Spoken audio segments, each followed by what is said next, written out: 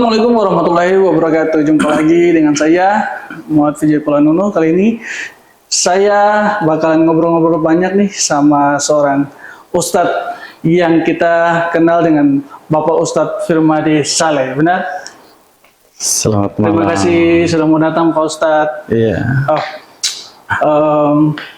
Pak Ustadz, di sini saya pengen tahu nih Pak Ustadz. Kira-kira ini kan banyak sekali kita lihat para masyarakat kita mulai merayakan hari peringatan Maulid Nabi Muhammad SAW. Iya. Nah, tapi ada juga beberapa alim ulama yang mengatakan kalau hal itu tidak pernah dilakukan pada zaman dulu. Begitu. Tapi sebelum itu mungkin Pak Ustadz bisa membahas sedikit terkait sejarahnya peringatan Maulid Nabi ini dilaksanakan itu kapan, terus di mana, sampai terjalin sampai saat ini. Mungkin gitu Pak Ustadz. Coba mungkin Pak Ustadz langsung bisa jelaskan. Baik, jadi ada 3 pondasi terkait Maulid ini. Yang pertama, paradigma kita apa itu Maulid dan kenapa Maulid ini bisa sampai berlangsung sampai menembus zaman sampai sekarang ini. Ini 3 pondasi ini menjadi dasar pemikiran kita untuk kita lebih paham terkait yang menjadi tema kita malam hari ini. Yang pertama, tema historis, alasan historisnya. Bahwa Allah Subhanahu wa Ta'ala yang Maha Kuasa dan Maha Mencipta itu, Allah menciptakan makhluk-makhluk yang hidup dan yang tidak hidup. Yang terbaik di antara yang hidup dan yang tidak hidup adalah yang hidup. Makhluk hidup ini bermacam-macam. Ada binatang, ada tumbuhan, ada malaikat, jin dan lain-lain. Yang terbaik di antara yang hidup itu manusia. Manusia juga kan bermacam-macam. Ya, dari ras dan suku yang berbeda-beda. Yang terbaik di antara semua manusia itu adalah yang beriman. Nah, yang beriman juga macam-macam. Makanya ada yang kadang-kadang dia sebut beriman, tetapi tetap tidak ibadah. Tapi kalau ditanya apakah Allah itu Tuhan? Ya Tuhan. Itu artinya dia tetap beriman, tapi tingkat keimanannya juga bermacam-macam. Yang terbaik di antara orang beriman itu yang soleh. Yang soleh juga ini bermacam-macam. Tipikal amaliyahnya beramal soleh itu bermacam-macam. Yang terbaik dari yang beramal soleh ini yang siddiqin. Siddiqin itu isi hati dengan perbuatan itu sama persis. Apa yang dikatakan adalah curahan dari hati dan itu yang dilakukan. Nah, orang siddiqin juga bermacam-macam. Tetapi yang terbaik dari tingkatan orang siddiqin itulah yang jadi wali. Wali bermacam-macam, begitu rentetannya. Jadi wali bermacam-macam, yang terbaik itu yang naik spesifikasinya jadi nabi. Ya, nabi juga bermacam-macam. 124.000 nabi itu kemudian dipilih yang terbaik 313 orang untuk jadi rasul. Dari 313 orang jadi rasul itu kemudian dipilih yang terbaik 25 orang untuk namanya dicantumkan dalam Quran.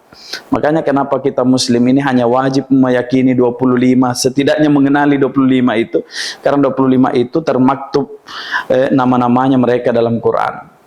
Dari 25 ini pun dipilih lagi yang terbaik, lahirlah 5 orang ulil azmi. Dari 5 ulil azmi dipilih yang terbaik, lahirlah Nabi Muhammad SAW. Jadi pertama kita mengerti bahwa saking mulianya Nabi Muhammad, ini bukan mulia sembarang mulia, dia mulia dari seluruh yang pernah diciptakan Tuhan. Sehingga sepertinya kita patut untuk bersukacita karena kita termasuk golongan orang-orang yang mendapati kemuliaan itu. Kalau tidak mendapati beliau secara fisik, maka kita mendapati beliau dari ajaran-ajarannya. Begini Bang Jai, saya panggil Bang Jai itu atau lebih biasanya kalau saya nonton di podcastnya tuh host kondang. Jadi terkait ada anak diseru ini, kami diundang nih begini, Pak Ustadz, saya syukur sekali sudah 6 tahun saya berkeluarga. Baru kali ini kami dikaruniai keturunan. Terus saya bilang, dalam guyonan-guyonan obrolan santai itu, saya mengerti betapa senangnya orang ini. Tetapi orang ini sesenang-senangnya lahir anaknya, dia belum tahu apakah anaknya nanti soleh atau tidak. Ya kan? Iya. Tidak bisa mengetahui ini nanti anaknya ini benar apa salah nih. Ini kalau nanti si anak ini akan membawa kemaslahatan pada orang tuanya, membanggakan, berbakti, apa malah nanti jadi lawan ke depannya. Kan kita tidak tahu. Tapi bagaimanapun rahasia ke depannya, tetap kita senang karena dia lahir. Iya. Padahal masih abu-abu masa depannya. Nabi Muhammad SAW sudah jelas hari ini dan ke depannya bahwa kehadirannya membawa kebaikan. Belum lagi lahir sudah membawa manfaat. Masih bayi sudah membawa manfaat. Anak-anaknya membawa manfaat, remajanya menjadi manfaat, dan seterusnya. Bahkan kita tahu bahwa beliau orang satu-satunya yang kita harapkan nanti di yaumil qiyamah pertolongannya. Nah, segala bentuk kesempurnaan itu, apakah tidak lebih pantas kita gembira? Ketimbang daripada seorang anak yang tadi belum jelas akan membawa kebaikan apa keburukan. Itu pondasi pertama. Kemudian terkait maulid itu ada dua paradigma di masyarakat. Ada paradigma ilmiah, ada paradigma sosial. Paradigma ilmiah itu sebagian masyarakat kita memang mengerti maulid itu apa dalam sudut pandangnya oleh agama. Sedangkan orang Sulawesi dan orang Jawa berbeda penafsirannya dalam kata maulid. Kalau orang Jawa, ayo kita hadir maulid, itu berarti hadir di satu acara yang kita membaca sesuatu. Bacaan itu disebut maulid. Maulid ya? Iya. Tapi orang Sulawesi kalau bilang ayo hadir maulid, itu pasti acara besar yang sangat seremonial. Kalau orang Makassar kita bilang, ayo kita pergi ngaji. Itu artinya mari kita pergi membaca Al-Quran. Tapi kalau orang Jawa kita bilang, mari kita ngaji. Itu artinya mari kita pergi belajar agama. Bukan baca Quran, pergi belajar agama. Jadi hal itu sesama kita Indonesia saja berbeda. Apalagi kalau lintas negara. Kalau lintas negara, saya kasih contoh supaya kita mengerti bagaimana maulid ini berubah maknanya sampai ke Indonesia. Di bulan Ramadan itu setiap sore ada orang bagi-bagi takjil. Ini sejarahnya nih. Ini supaya kita lebih mengerti ya. Lebih mengerti, oke. Ada orang bagi-bagi takjil. Ketika dia bagi-bagi takjil, coba tanya orang, apa itu takjil? Pasti dia bilang makanan berbuka. Itu takjil. Padahal takjil asal katanya takjil mempercepat berbuka. Bukan kata benda tapi kata kerja. Oh begitu. Ya, asalnya takjil itu adalah perbuatan seseorang menunda kegiatannya untuk mempercepat bukanya. Tetapi masuk ke Indonesia berubah menjadi makanan. Demikian juga dengan maulid itu. Jadi maulid itu dalam artian sebenarnya adalah menunjukkan kepada tanggal dan waktu. Waktunya, tanggalnya, harinya. Ya, terkait hari sesuatu. Sesuatu itu tanggalnya yang dituju, maka disebut dengan maulid.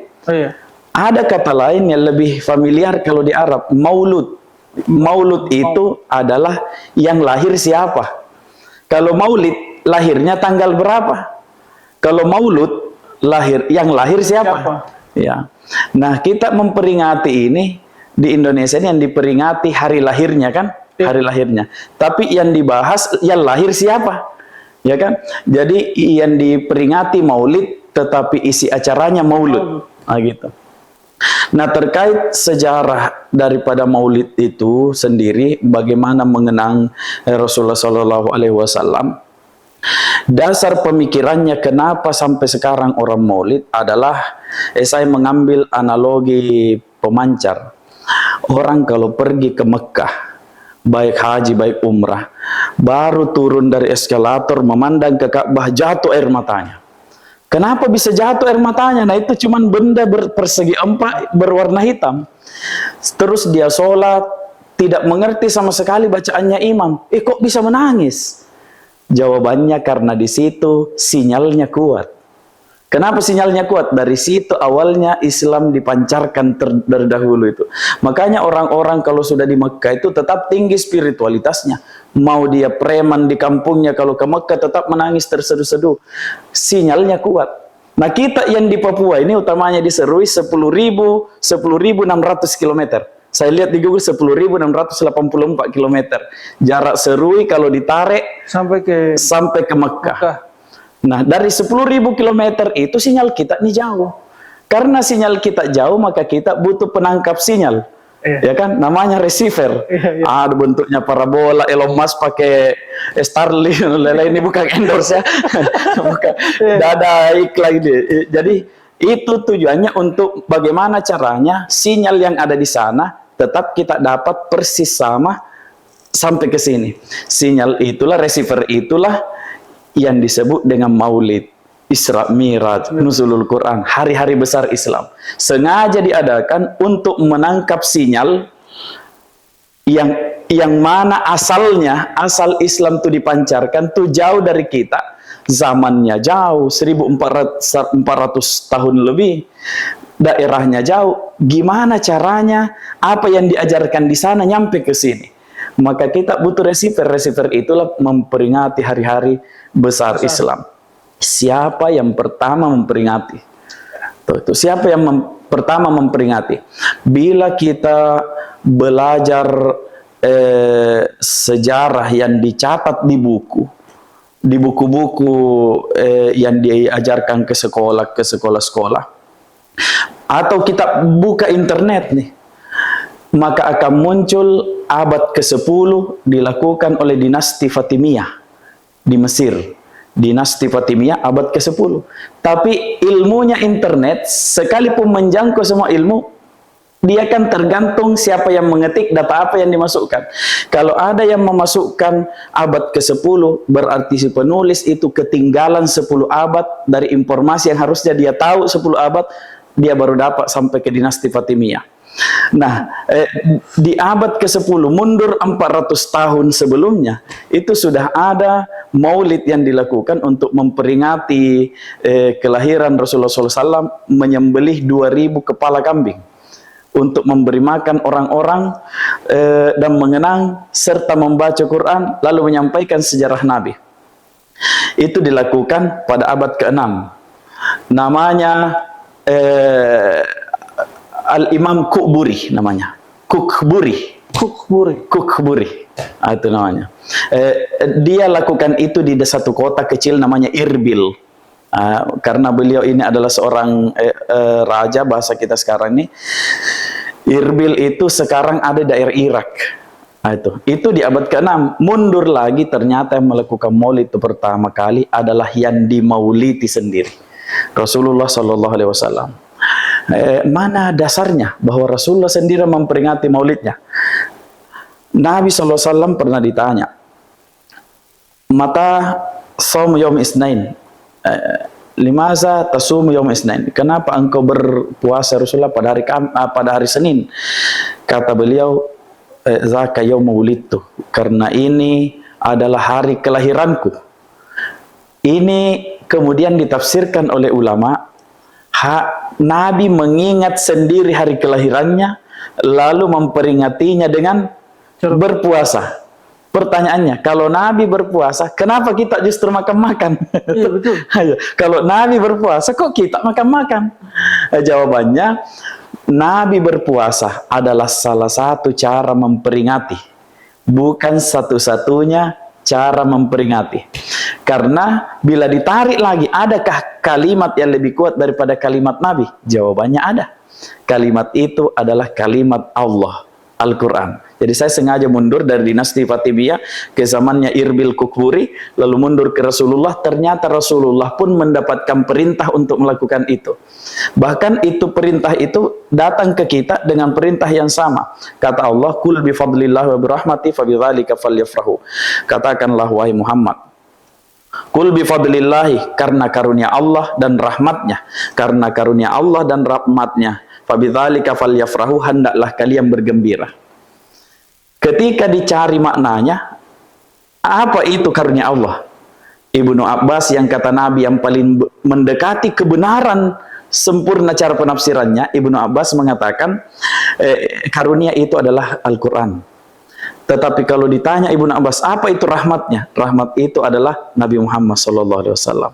Mana dalilnya bahwa rahmat adalah Nabi Muhammad? Wa ma arsalnaka illa rahmatan. Kami tidak utus engkau melainkan sebagai rahmat. Fabidzalika falyafrahu, hendaklah kalian bergembira. Jadi karena kedatangan rahmat itulah maka kita diminta untuk bergembira. Tapi perintah bergembiranya ada, perintah cara bergembiranya yang tidak ada. Sehingga dalam kaidah agama bisa berkembang, sangat bisa dikembangkan kalau terkait cara dan teknis. Yang penting tidak keluar daripada dasar-dasarnya. Saya kira begitu. Begitu, Bang. Jadi. Tapi kan kalau kita lihat juga di sini, khususnya di Serui, kita lihat kalau perayaan Maulid Nabi itu penuh sekali dengan telur. Gitu.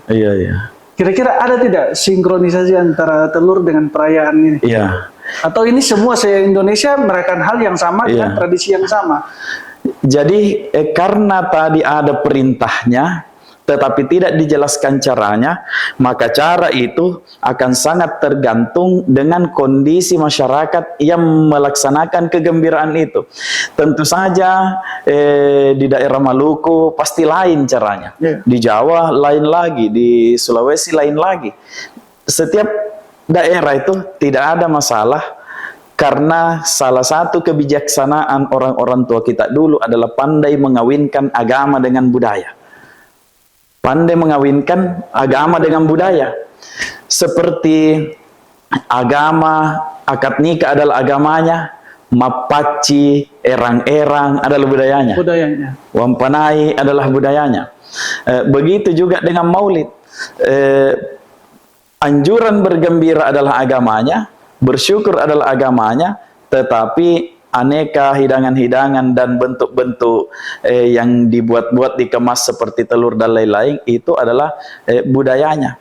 Jadi tidak bisa kita temui satu hal yang sama di setiap daerah, dan itu tidaklah keliru selama dia masih tetap dalam dasar yang sama. Jadi tentu saja itu syarat dengan makna-makna, cuman kadang-kadang makna menjadi hilang karena tradisi turun-temurun tak terjelaskan, ya kan? Tradisi yang dahulunya bagus, sebenarnya baik, turun-temurun, cara menurunkannya ini tidak terjelaskan, sehingga yang tadinya orang-orang tua semua tahu alasannya, turun ke anaknya, anaknya masih tahu, cucunya, sampai ke cicitnya lakukan. Cicitnya akan tak, kenapa kamu lakukan? Karena bapakku begitu, nenekku begitu, sehingga si cucu sudah tidak tahu lagi apa makna-maknanya. Saya kira ini banyak kita jumpai di masyarakat. Animonya begitu besar, sekalipun tidak mengerti apa maknanya. Tetapi tugas memahamkan makna itu ada pada isi daripada tausiah yang disampaikan biasanya di tengah-tengah peringatan itu. Saya kira begitu. Kira-kira ada tidak Pak Ustadz amalan-amalan pada saat kita mau memperingati Maulid Nabi sendiri? Terkait amaliyah itu, kalau kita bicara amalan secara formal, maka kita harus cari referensi formalnya. Misalnya kalau kita bilang sholat 5 waktu, ya cari referensi sholat 5 waktunya. Tapi kalau kita bilang perayaan, peringatan ini tidaklah menjadi sesuatu yang wajib sampai jatuh hukum dosa kalau kita tidak lakukan, dalam artian acaranya tidak dikategorikan salah besar kalau kita tidak lakukan. Tetapi bila kita memilih untuk melakukan, setidaknya kita mengetahui apa yang kita lakukan. Amalan itu adalah, bahasa lainnya adalah perbuatan yang kita amalkan. Ya, jadi kalau kita tahu bahwa ini kita mau bikin acara maulid, amalan apa yang harus kita lakukan? Ya tentu saja lebih mengenal apa sebenarnya makna-makna yang mau kita lakukan ini. Terkait apakah kita harus banyak bersolawat, saya kira tidak perlu tunggu bulan maulid kalau banyak bersolawat. anjurannya semuanya setiap bulan juga ada toh. Kita bilang kita juga harus kalau begitu kita perbanyak sedekah karena ini bulan Maulid. Maulid, ya. Itu sebenarnya bulan Maulid atau tidak bulan Maulid tetap kita dianjurkan untuk bersedekah. Cuman ada kaidah, sesuatu itu mulia bukan saja karena dia mulia, tapi karena cocok waktunya. Dia menjadi mulia karena cocok waktunya. Memang enak makan bakso, makan di siang-siang enak, tetapi coba kalau pas dingin-dinginnya tiba-tiba dapat bakso panas, menjadi lebih enak. Pas hujan-hujan, ya kan? Jadi sesuatu itu menjadi berubah nilainya padahal dia sama karena cocok waktunya. Dari situlah ulama-ulama atau orang-orang tua dulu itu merangkum. Maulid itu kan isinya cuma 5. Baca Quran, sholawat, belajar agama atau tausiah atau membaca sejarah, mendengarkan sejarah, silaturahim, dan makan-makan. Itu saja. Jadi ada cerita begini, ini saya selalu ingat. Saya punya teman doktor dari Madinah, doktor, dia di Palembang, doktor. Antara saya dengan dia ini berbeda pandangan tentang Maulid. Saya masuk kategori orang yang mengikuti fatwa Mufti Al-Azhar yang membolehkan peringatan Maulid. Dia mengikuti fatwa Abdul Aziz bin Baz di Arab Saudi yang tidak membolehkan Maulid. Ya, itu banyak juga diperdebatkan juga. Ya, itu artinya kan keilmuan seseorang berdasar dari mana diambil. Saya karena dapatnya dari Mesir, ya tentu saya mengikuti paradigma Mesir. Sehingga ketika saya ajak dia ke kampung, waktu itu ke Makassar, dia bilang, saya kebetulan ada tamu syekh dari Saudi. Syekh ini tidak membolehkan Maulid. Ya, masuk kategori yang tidak membolehkan Maulid. Saya undang ke acara Maulid. Begitu saya undang ke acara Maulid, dia yang ceramah. Wah, ini kan tidak dikasih tahu kalau ini acara Maulid. Namanya syekhnya, pokoknya datang saja. Ada tulisan Maulid, tapi kan syekh mana tahu baca itu. Maulid Nabi SAW kan berbahasa Indonesia waktu itu spanduknya tuh. Akhirnya dia dikasih. Selesai itu dia ceramah. Isi ceramahnya, tidak boleh Maulid, bid'ah, dan lain-lain sebagainya. Dan itu intinya memahamkan kepada masyarakat bahwa memperingati Maulid itu tidak ada. Setelah beliau turun, kita bicara-bicara. Syekh, tadi Syekh ceramah tentang ketidakbolehannya Maulid. Maulid, ya. Iya. Syekh, ini sebenarnya acara Maulid. Ini sebenarnya acara Maulid. Dia bilang, oh, kalau acara Maulid begini, maka tidak haram. Dia bilang begitu. Jadi kalau acara Maulid begini tidak bid'ah. Karena dari awal dia masuk acara yang dia lihat sholawatan, yang dia lihat baca Quran, terus dia memberi ceramah, silaturahim dan masyarakat, lalu ditutup dengan makan. Lalu dia bilang, kalau Maulid yang begini maka tidak bid'ah. Jadi saya teringat itu. Jadi banyak teman-teman memahami Maulid dari teorinya, tetapi tidak pernah menghadiri Maulid dari pelaksanaannya. Sekalipun kita akui bahwa ada lebih dan kurangnya. Ya, ada hal yang seharusnya tidak ada malah ada yang seharusnya ada malah tidak ada.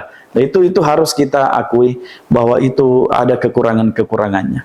Tetapi adanya kekurangan itu tidak lebih banyak daripada kebaikan-kebaikan, kemaslahatan yang ditimbulkan daripada acara itu. Saya kira begitu, Bang. Oke. Nanti kita akan kembali lagi tentunya setelah yang satu ini.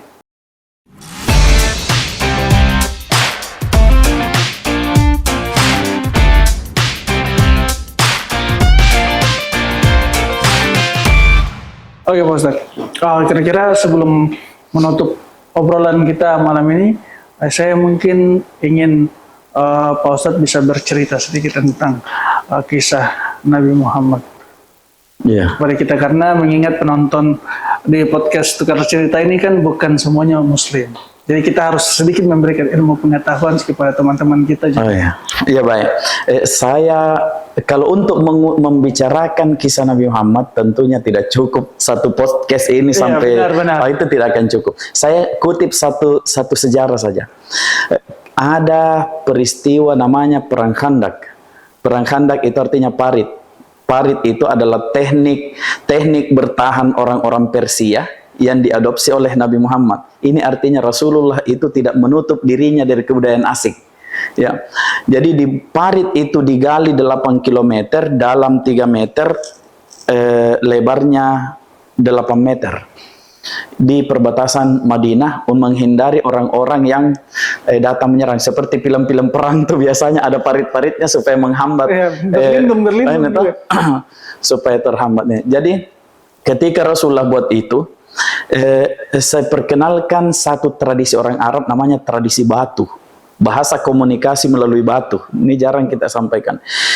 Jadi kalau Bang Jai tidak makan 1 harian, maka bahasa komunikasinya Bang Jai taruh 1 batu di perut, terus ikat.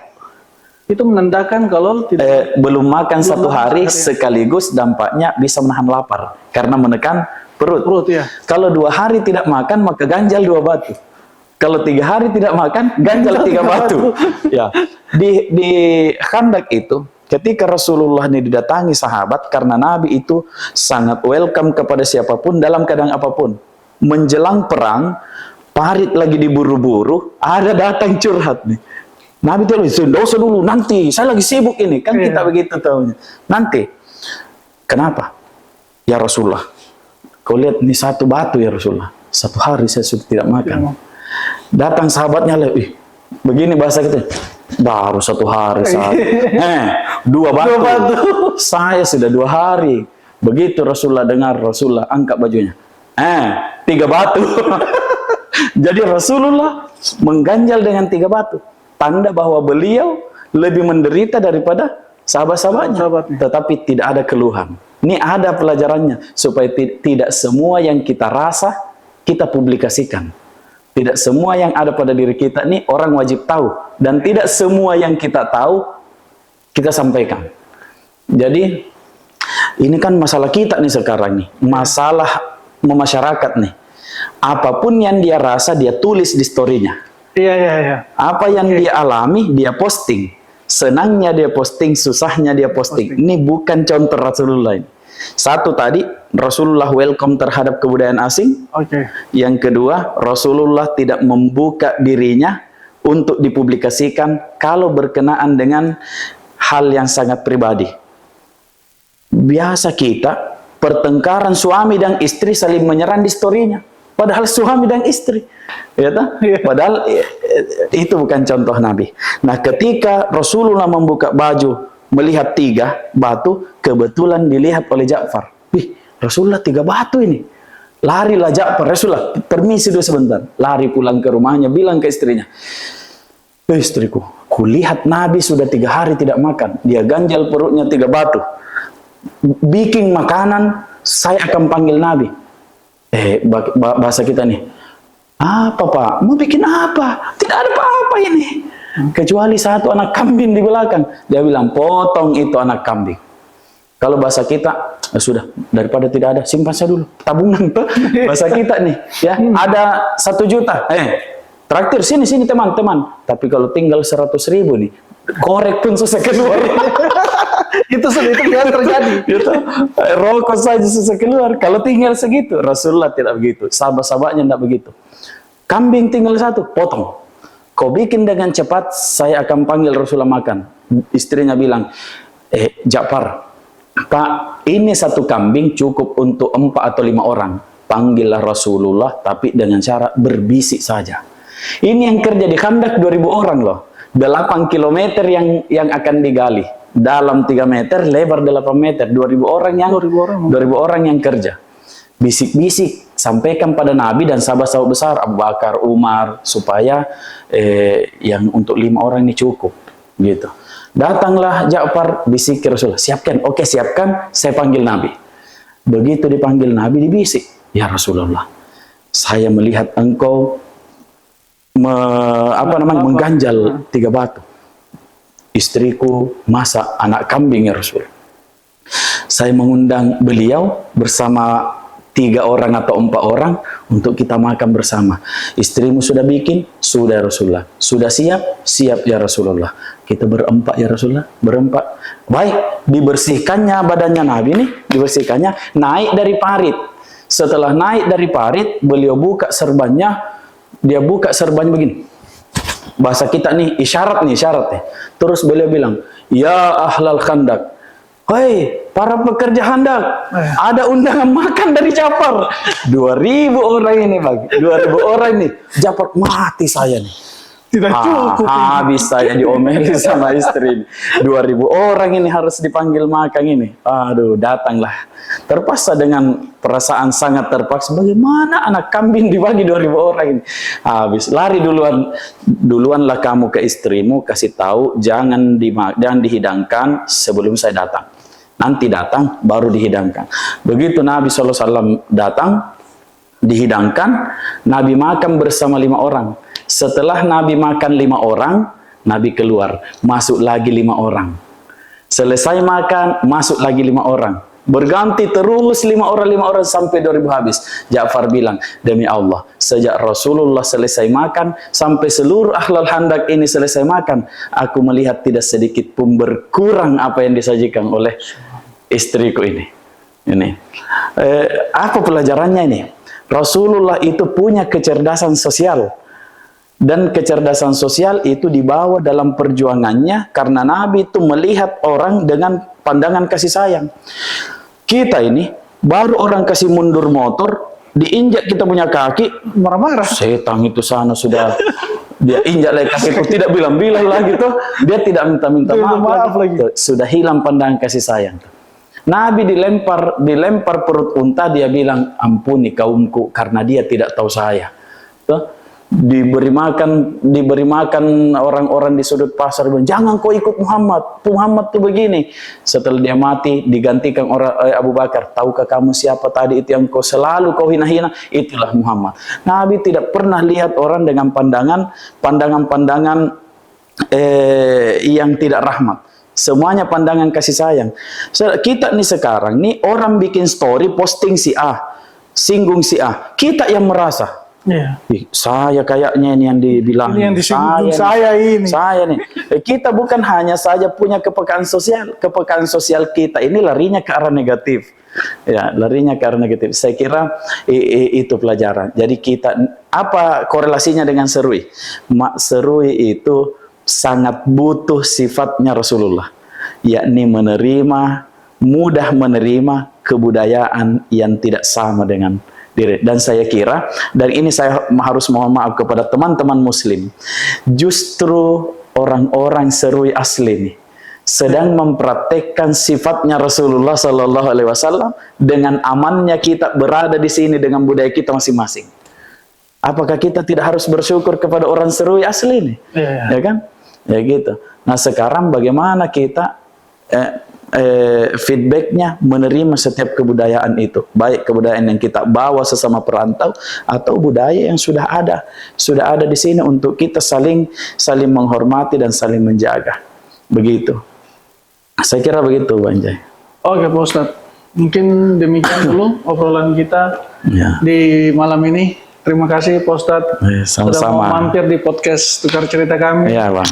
Semoga kedepannya Pak Ustadz bisa kembali lagi hadir untuk obrol-obrol dengan kita di sini. Insya Allah. Naiknya layang-layang itu tergantung ada tarikan atau tidak. Subhanallah. Ya, jadi kalau ada panggilan naik podcast, tarik dulu. tarik dengan WA atau Bang, ada waktu kah gitu toh? Siap. Mungkin begitu Pak Ustadz. Terima kasih Bang. Terima kasih. Sehat-sehat semua. Siap. Oke. Pemirsa podcast Tukar Cerita, mungkin demikian. Assalamualaikum warahmatullahi wabarakatuh.